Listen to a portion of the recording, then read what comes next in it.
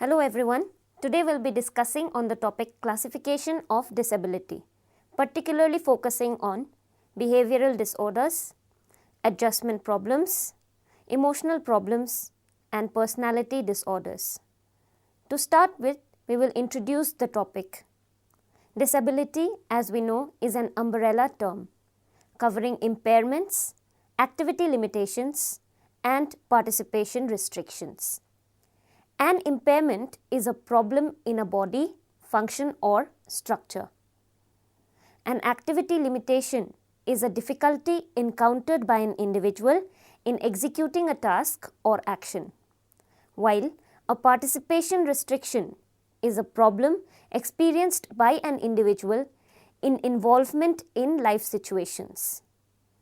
Disability is a consequence of an impairment that may be physical, cognitive, mental, sensory, emotional, developmental, or some combination of these.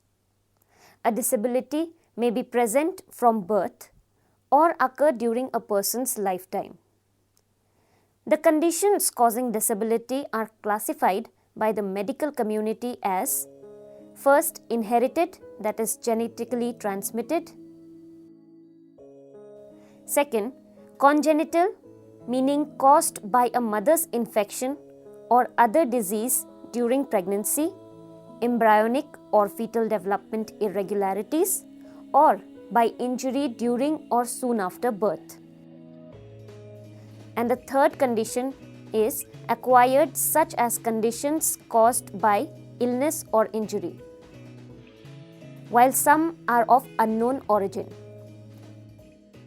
On the basis of the above mentioned conditions, disabilities can be classified into the following types: physical disability, sensory disability, vision impairment, hearing impairment, olfactory and gustatory impairment, somatosensory impairment, balance disorder, intellectual disability, mental or emotional disabilities, pervasive developmental disorders, developmental disability, non-visible disabilities, behavioral disorders, adjustment problems, personality disorders, etc.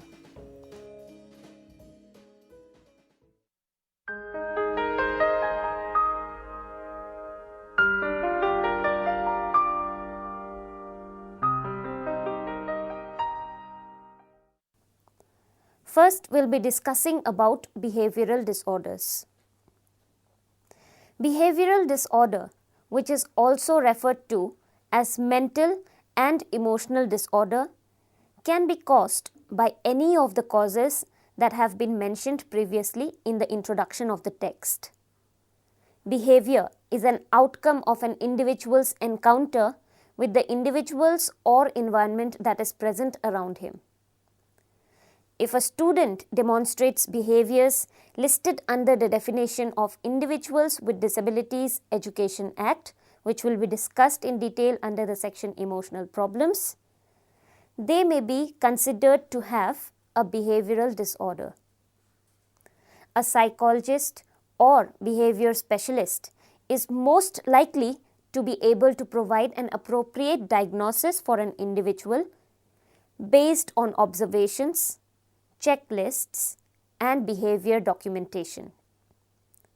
Characteristics which identify an individual as having a behavior disorders are demonstrated in a variety of settings, with little consideration or understanding of social or cultural rules. An individual or child with behavioral disorders may display the following academic characteristics. He may disrupt in classroom activities. He may be impulsive. He might be inattentive or distractible. He might be preoccupied. The child does not follow or appear to care about classroom rules. He has poor concentration. There is a resistance to change and transitions in routines. Often speaks out with irrelevant information or without regard to turn-taking rules. He demonstrates aggressive behavior. He intimidates and bullies other students. He is regularly absent from school. He consistently blames others for their dishonesty, and he has a very low self-esteem as well. He has a difficulty working in groups. He demonstrates self-injurious behavior. He cannot apply social rules related to other personal space and belongings. He often manipulates the situations.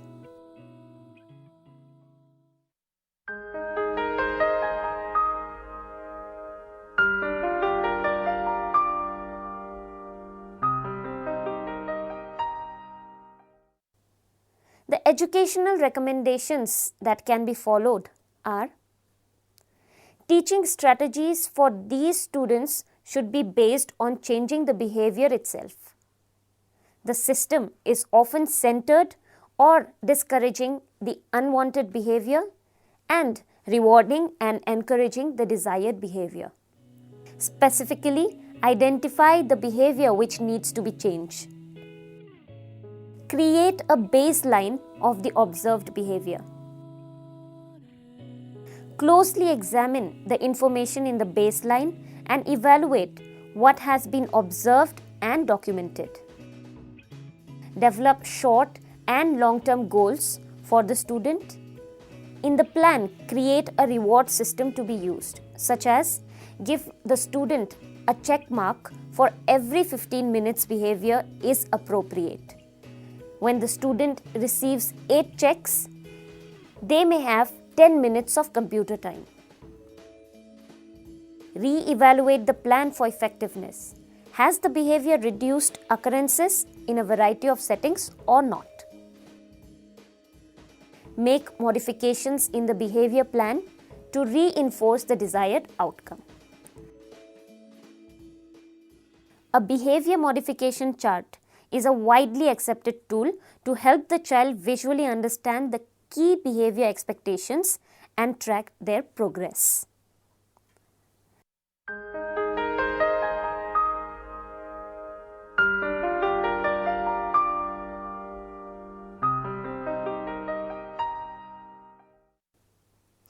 Next, we'll be discussing about the adjustment problems.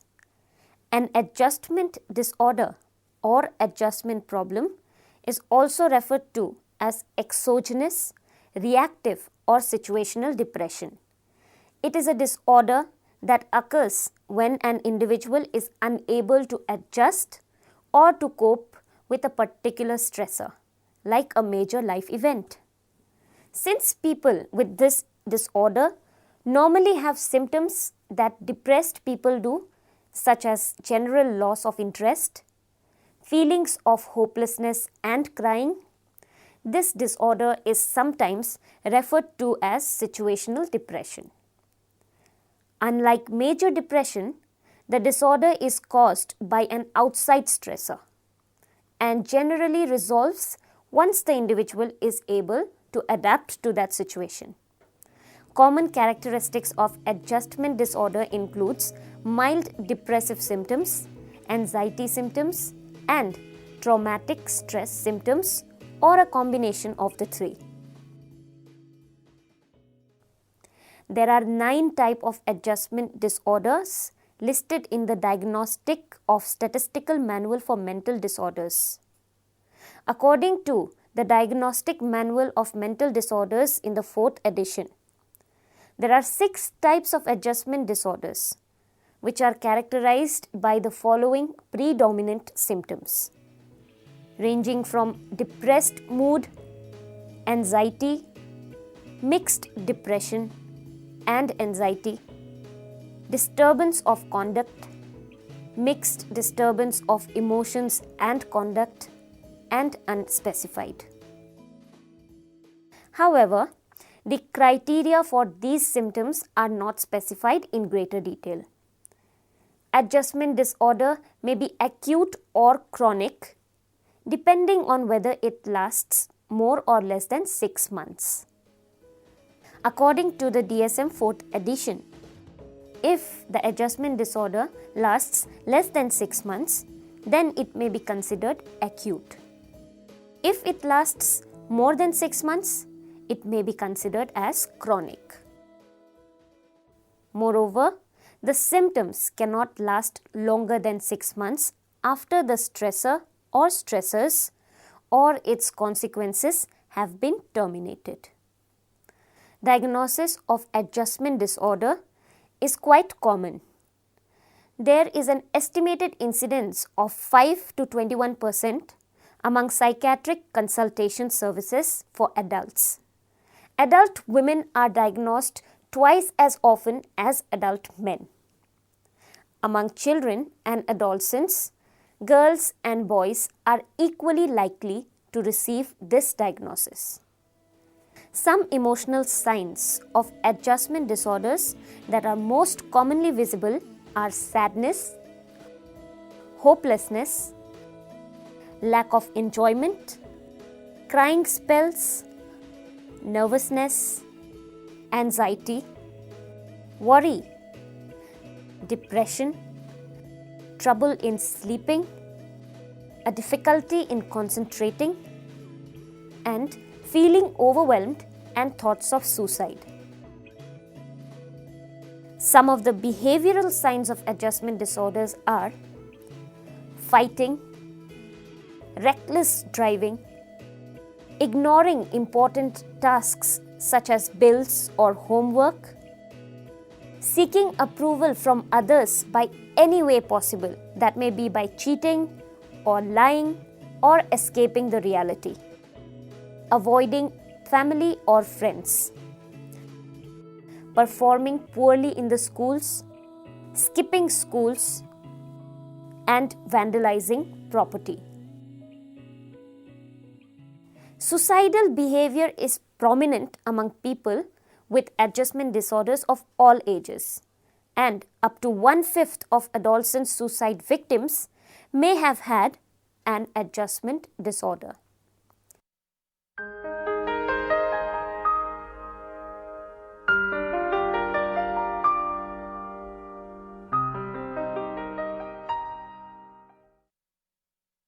The recommended treatment for adjustment disorder is psychotherapy. The goal of psychotherapy is symptom relief and behavior change. Anxiety may be presented as a signal from the body that something in the patient's life needs to change. Treatment allows the patient to put his or her distress or rage into words rather than into destructive actions. Individual therapy can help a person gain the support they need, identify abnormal responses, and maximize the use of individuals' strengths. Counseling, psychotherapy, crisis intervention, family therapy, behavioral therapy, and self-help group treatment are often used to encourage the verbalization of fears, anxiety, rage, helplessness, and hopelessness. Sometimes small doses of antidepressants and anxiolytics are used in addition to other forms of treatment. In addition to professional help, parents and caregivers can help their children with their difficulty adjusting by offering encouragement to talk about his or her emotions, offering support and understanding, reassuring the child that their reactions are normal, involving the child's teachers to check on their progress in school, letting the child make simple decisions at home such as what to eat for dinner or what show to watch on the television, having the child engage in a hobby or activity that they enjoy.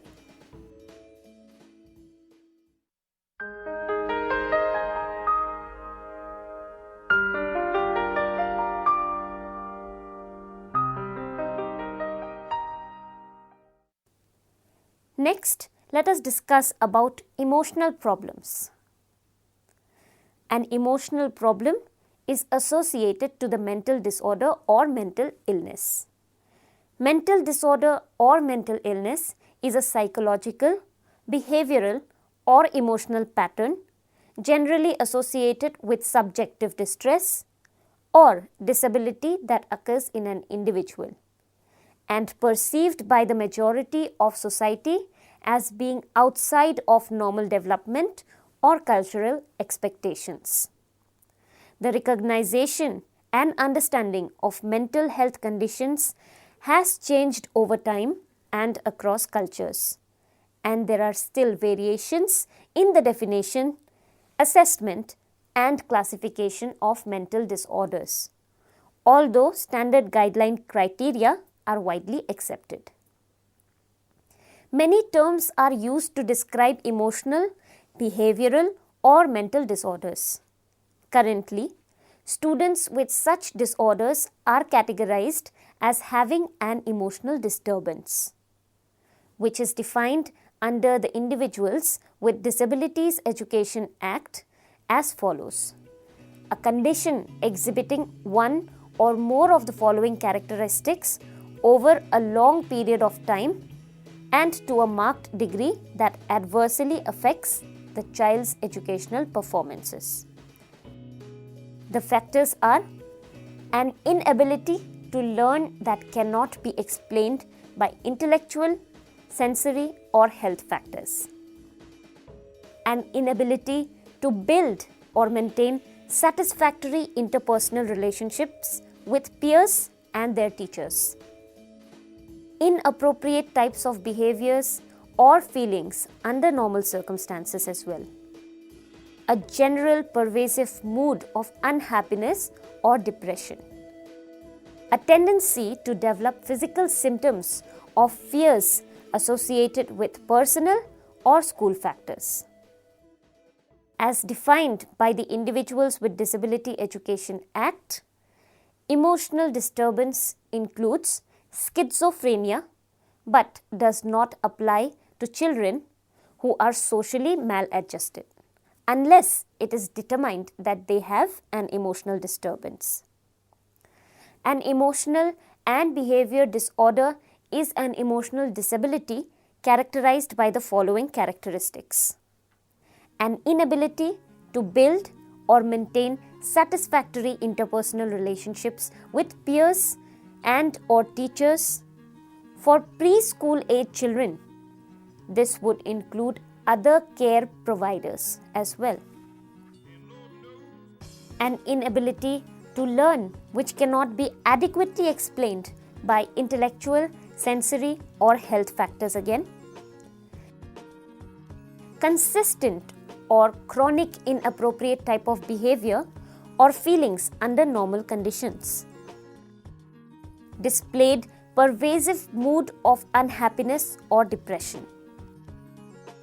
Displayed tendency to develop physical symptoms, pains, or unreasonable fears associated with personal or school problems.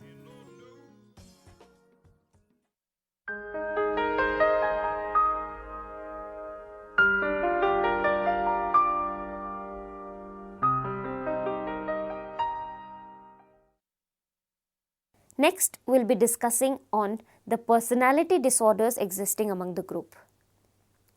Personality refers to characteristic traits, coping styles, and way of thinking and behaving or interacting in the social environment.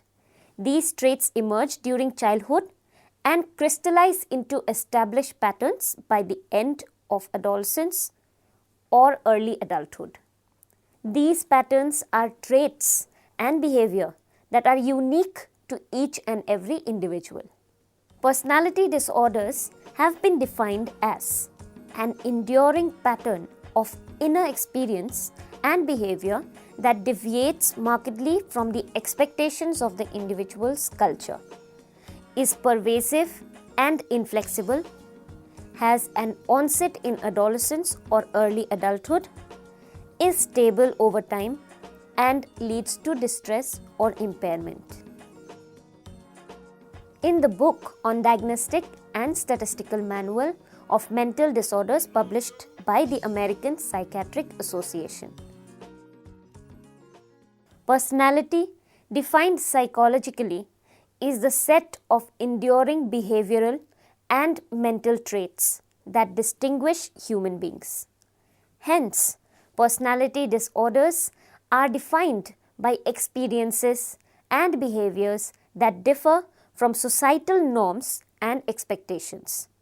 Those diagnosed with personality disorders may experience difficulties in cognition, emotiveness, interpersonal functioning, or control of impulses.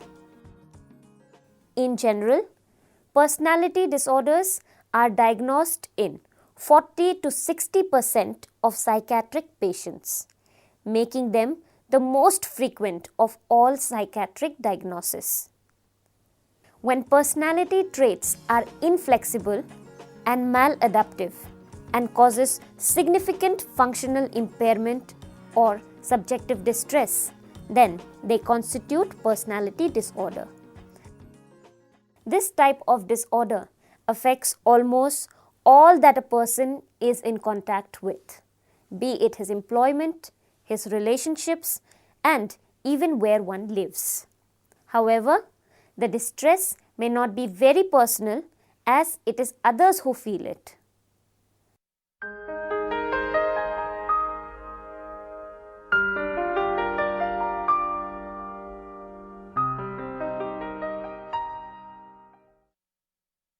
Let us now go to the classification of personality disorders.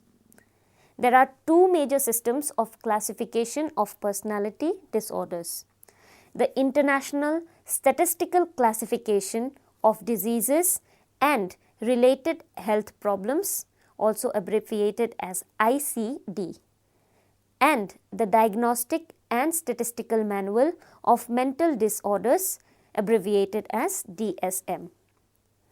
Both the systems have deliberately merged their diagnosis to some extent, but some differences remain. For example, ICD-10 does not include narcissistic personality disorder as a distinct category, while DSM-5 does not include enduring personality change after catastrophic experience or after psychiatric illness. ICD-10 classifies the DSM-5 schizotypal personality disorder as a form of schizophrenia rather than as a personality disorder. There are accepted diagnostic issues and controversies with regard to distinguishing particular personality disorders categories from each other. First, let us discuss about the classification of International Statistical Classification of Diseases and Related Health Problems, ICD. It is related to the World Health Organization. The ICD-10 section on mental and behavior disorders includes categories of personality disorders and enduring personality changes. They are defined as ingrained patterns indicated by inflexible and disabling responses that significantly differ from how the average person in the culture perceives, thinks, and feels, particularly in relating to others.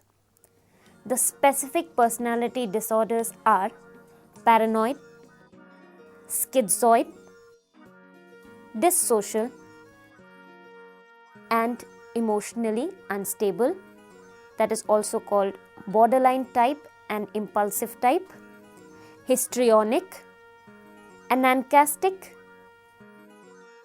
anxious, that is avoidant, and dependent. There is also an others category involving conditions characterized as eccentric, helpless, immature, narcissistic, passive-aggressive, or psychoneurotic. An additional category is for unspecified personality disorders, including character neurosis and pathological personality. There is also a category for mixed and other personality disorders, defined as conditions that are often troublesome but do not demonstrate the specific pattern of symptoms in the named disorders. Finally, there is a category of enduring personality changes not attributable to brain damage and disease. This is for conditions that seem to arise in adults without a diagnosis of personality disorder, following catastrophic or prolonged stress or other psychiatric illnesses. Next, we'll discuss about the classification given by the Diagnostic and Statistical Manual of Mental Disorders, that is DSM. The Diagnostic and Statistical Manual of Mental Disorders, currently the 5th edition, lists 10 personality disorders grouped into 3 clusters. The 5th edition of DSM also contains 3 diagnoses for personality patterns that do not match these 10 disorders, but nevertheless exhibit characteristics of a personality disorders. The clusters are: Cluster A, it consists of odd disorders. Cluster B, it consists of dramatic, emotional or erratic disorders. And Cluster C consists of anxious or fearful disorders. There is another categorization, the 3rd categorization, that is additional classification factors. It is possible to classify personality disorders using additional factors such as severity, the impact on social functioning and attribution as well.